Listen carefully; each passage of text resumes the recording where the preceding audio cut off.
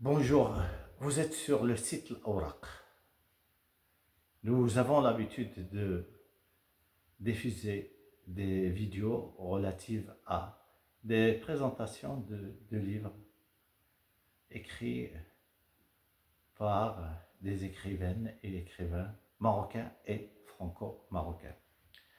Aujourd'hui, on a rendez-vous avec un roman signé Abdellah Baïda. Il s'agit de Sacrés personnages. Dans ce roman, il y a une intersection ou un chevauchement entre deux notions qui sont personnage et personne. D'après ma lecture, il s'est avéré que le personnage impose sa signature sur l'auteur. Autrement dit, on dirait que c'est le personnage qui prend la place du narrateur. Et en plus, l'auteur lui-même devient un personnage. Sauf que ce personnage est fictif ou fictionnel.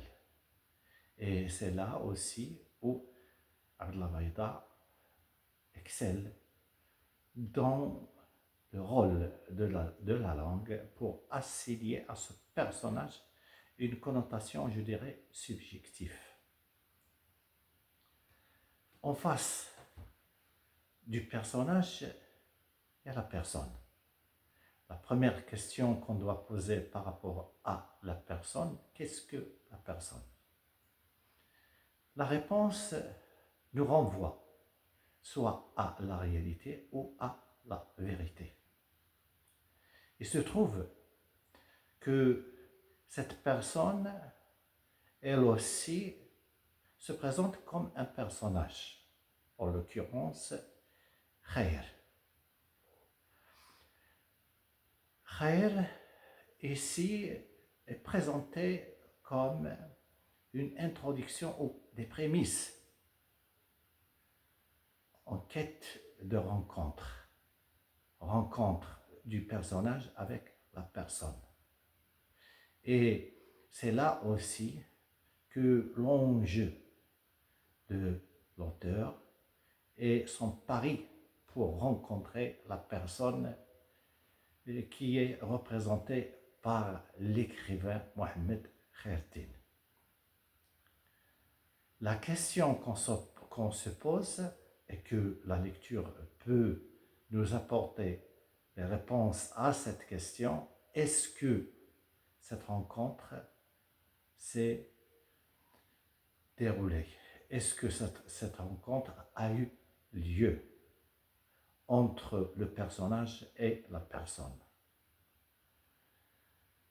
La lecture de Sacrés personnages nous permet de savoir si vraiment cette rencontre a eu lieu. Surtout que cette rencontre, comme la veut le personnage, cette rencontre